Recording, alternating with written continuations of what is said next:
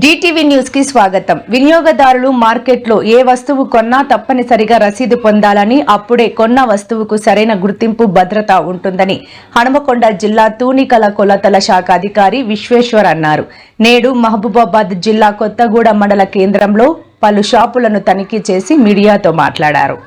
ఈ సందర్భంగా వారు మాట్లాడుతూ తూనికలు కొలతల శాఖ ద్వారా ప్రజలకు అనేక అవగాహన సదస్సులు, కార్యక్రమాలు ఏర్పాటు చేశామని, అలాగే హన్మకొండ, మహబూబాబాద్ జిల్లా పరిధిలో వ్యాపారస్తులు, అమ్మకందారుల వద్ద ఎప్పటికప్పుడు తనిఖీలు చేస్తూ ఫైన్ వేస్తున్నామని తెలిపారు.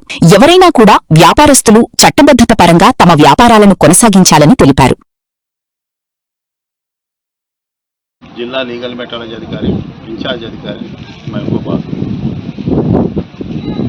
ఇక్కడ ఆకస్మికంగా కొత్తగూడ మండలం హెడ్ క్వార్టర్స్లో ఆకస్మిక తనిఖీలు చేయడం జరుగుతున్నది. ఇక్కడ ముఖ్యంగా ఫర్టిలైజర్ షాపులు, కిరాణా షాపులు, ఇతర అదర్ స్ట్రీట్ వెండర్స్ ఇట్లా ఉన్నారు. అయితే ముఖ్యంగా ఫర్టిలైజర్ షాపులపైన నిఘా పెట్టి వాటిల్లో ఏమన్నా ప్యాకేజీల మీద అవకతవకలు జరిగిన తర్వాత ప్యాకేజీలపైన డేట్ ముద్రించకుండా, ఈ సేల్ ప్రైస్ ముద్రించకుండా ఎటువంటి ఏమున్నా కానీ మేము వాటిని గుర్తించి వాటిపైన లీగల్ మెట్రాలజీ యాక్ట్ ప్రకారము పేర్లు నమోదు చేయడం జరుగుతుంది. అందులో భాగంగా ఈరోజు ఒక షాప్లో, ఫర్టిలైజర్ షాప్ ఇక్కడ కొత్తగూడలో ఇన్స్పెక్షన్ చేసి పంచనామా రాయడం జరిగింది. ప్రస్తుతం పెండింగ్లో ఉన్నది. దాని మీద కరెస్పాండెంట్ కంపెనీతో కానీ తర్వాత వాటితో పెట్టి వాటికి నిర్ధారించిన రాజీ రుసుము వాళ్ళు చెల్లిస్తే కనుక దాన్ని కొట్టివేస్తాము. ప్రస్తుతం ఫస్ట్ అఫెన్స్ కింద. అదే వాళ్ళు కనుక కట్టకుండాతో కోర్టులో జమ చేయడం జరుగుతుంది.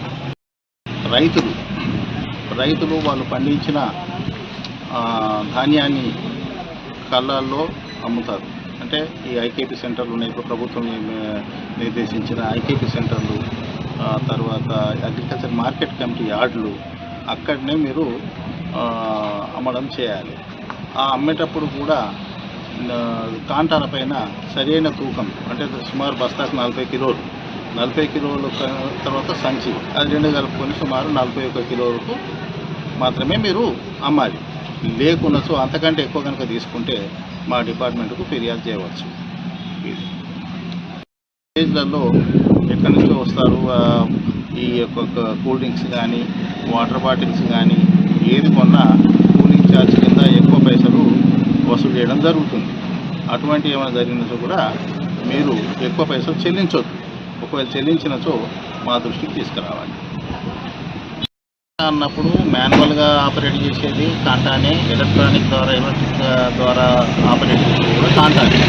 కాకపోతే ఏంటంటే దాంట్లో ముఖ్యంగా సరుకులు కొనేట కాంటా తూకం చేసేటప్పుడు గమనించాల్సింది, చేతిలో పట్టుకొని తూకం చేసే కాంటాల్లో పాయింటర్ సెంటర్లో ఉండాలి. తర్వాత టేబుల్ కాంటాలు ఉంటాయి. టేబుల్ కాంటాలు కూడా 2 పాయింటర్లు ఈక్వలిబ్రియంలో ఉండాలి. అదర్వైజ్ ఈ ఎలక్ట్రానిక్ ఉన్నదనుకోండి, ఎలక్ట్రానిక్ కాంటాల్లో ఏంటంటే 0 రావాలి. 0 వస్తేనే మనం తూకం స్టార్ట్ చేయాలి. ఈవెన్ పెట్రోల్ పంపులలో కూడా 0 వచ్చినాక తర్వాతనే మీరు పోయడం చూసుకోవాలి. మీరు అప్రమత్తంగా ఉండాలి. వస్తువులు కొనేటప్పుడు కానీ, పెట్రోల్ పోయించుకునేటప్పుడు కానీ, ఏది మనము డబ్బులు పెట్టి కొన్నప్పుడు మీరు దానికి సరైన పరిమాణము వస్తుందా లేదా. పెట్రోల్ కానీ, డీజిల్ కానీ, ఈవెన్ కంట్రోల్ షాపులలో కానీ, కంట్రోల్ షాప్లో ఎలక్ట్రానిక్ ఉంటుంది. ఆ ఎలక్ట్రానిక్ కాంటాలు మేమన్నీ ముద్ర చేయించాము. అయినా అక్కడ కూడా ఏమన్నా వాళ్ళు ఈ కాంటా, ప్రభుత్వం ఇచ్చిన కాంటా కాకుండా వేరే కాంటాలు కనుక వాడితే అట్లాంటివి కూడా మా దృష్టికి తీసుకురండి, అవి మేము చేస్తాం. కన్జ్యూమర్ ఫోరం అయితే కన్జ్యూమర్ ఫోరంకు మాకు సంబంధం ఉండదు. యాక్చువల్గా మా డిపార్ట్మెంట్ చట్టాలే మాకున్నాయి. లీగల్ మెట్రాలజీ చట్టము 2009, లీగల్ మెట్రాలజీ ఎన్ఫోర్స్మెంట్ రూల్స్ 2011, వీటి బేస్ చేసుకొని మేము కేసులు నమోదు చేస్తుంటాము. వినియోగదారుల చట్టం అనేది అది సెపరేట్ వింగ్. వినియోగదారుల ఫోరమ్స్ ఉంటాయి, వినియోగదారుల సంఘాలు ఉంటాయి. మీకేమన్నా ఒక వస్తువు కొన్న తర్వాత ఒక ఫోన్ కానీ, ఒక ఫ్రిడ్జ్ కానీ, ఒక టీవీ కానీ, ఎటువంటిది ఏది కొన్నా వాడు బిల్లు ఇస్తారు మీకు. ఆ బిల్లు తీసుకోవాలి. బిల్లు ఉంటేనే అక్కడ మనము వినియోగదారుల ఫోరంలో కానీ, ఒక లీగల్ మెట్రాలజీ దీంట్లో కానీ మనం ఫైట్ చేయడానికి వీలుంటుంది. లేకపోతే ఆ బిల్లు కనుక మీరు కాపాడుకోకపోతే దాన్ని మనం అడిగే హక్కు మనం కోల్పోతాం. కాబట్టి ప్రతి ఒక్కరూ ప్రశ్నించే హక్కు మాత్రం ఖచ్చితంగా ఉండాలి. ఏదైనా మోసం జరిగినప్పుడు ఖచ్చితంగా మా డిపార్ట్మెంట్కి కానీ కన్జ్యూమర్ ఫోరం కానీ మీరు విన్నవించాలి. అప్పుడు దానిపైన చర్య తీసుకునే వీలు ఉంటుంది. సో ఉదయం ఈ యొక్క మీడియా ఛానల్కి వార్షికోత్సవం సందర్భంగా మా డిపార్ట్మెంట్ తరఫున శుభాకాంక్షలు తెలియజేస్తున్నాను. ఇది 14వ వార్షికోత్సవము. ఈ 14వ వార్షికోత్సవంలో దిగ్విజయంగా పూర్తి చేసుకున్న సందర్భంగా మీ అందరికీ దీని యొక్క మీడియా మిత్రులకు, మీడియా ఇందులో పనిచేసే ఉద్యోగులకు అందరికీ సహృదయంగా శుభాకాంక్షలు తెలియజేస్తున్నాను.